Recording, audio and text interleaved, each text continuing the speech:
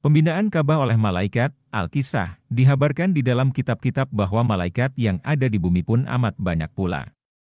Oleh karena itu Allah memberikan kemurahan kepadanya untuk berbuat ibadat meskipun tidak diarasi Tuhan.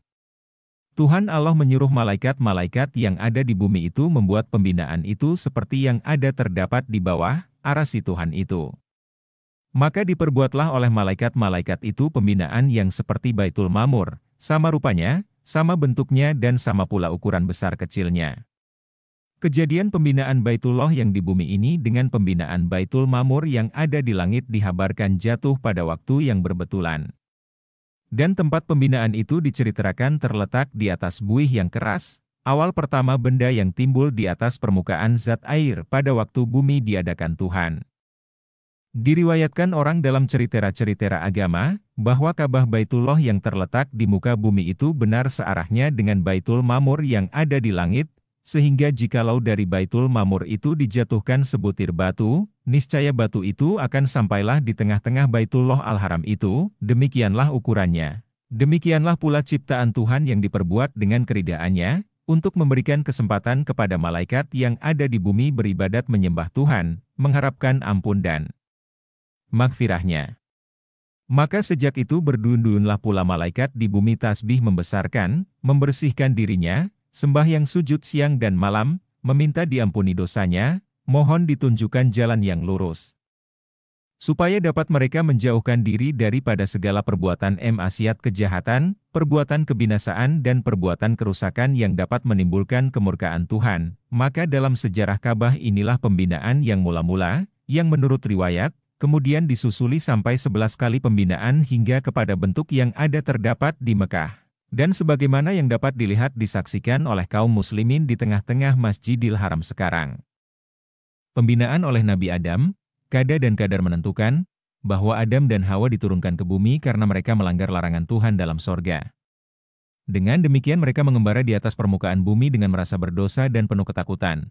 Maka atas kesalahan dan kesilapannya diperintahkan Allah mereka membina sebuah rumah dan berzikir menyebut nama Tuhan di sisinya. Sebagaimana yang dilakukan oleh malaikat-malaikat di langit di sekeliling arasi Tuhan. Maka diriwayatkan, Adam pun menujulah ke tempat Ka'bah dengan ilham dan petunjuk Jibrail. Ia berjalan selangkah demi selangkah dan Tuhan membuat perjalanannya itu menjadi singkat dengan kekuasaannya. Tuhan memberkati atas kepatuhan dan ketaatannya itu dan di tempat-tempat ia meletakkan kakinya dijadikanlah di sana negeri-negeri dan kampung-kampung bagi anak-anak Adam. Dan di tempat yang tidak dijejak kakinya, menjadilah bahagian bumi di sana padang-padang yang tandus, tidak bertumbuh-tumbuhan dan tidak berpenduduk. Demikianlah sebagaimana yang diceritakan oleh Ibnu Abbas perjalanan Adam itu, hingga sampailah ia ke Mekah. Jibrail menunjukkan bumi tempat Ka'bah asas pembinaan malaikat dahulu itu. Setengah riwayat menerangkan suatu zaman selama 200 tahun antara pembinaan malaikat dengan kedatangan Nabi Adam di tempat itu. Riwayat yang lain menyebut, bahwa Adam datang ke tempat pembinaan itu dengan Hawa atas suruhan Tuhan.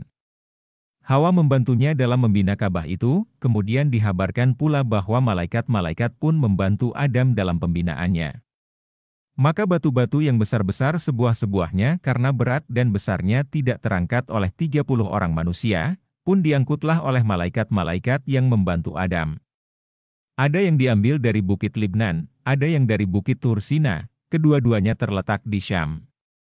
Ada yang diangkut dari Al-Yudi di Maghrabi, dan ada pula yang dari Bukit Hira, di dekat Mekah, bukit yang kemudian terkenal dengan nama Jabal Nur, tempat Nabi Muhammad kemudian menerima wahyu dari Allah.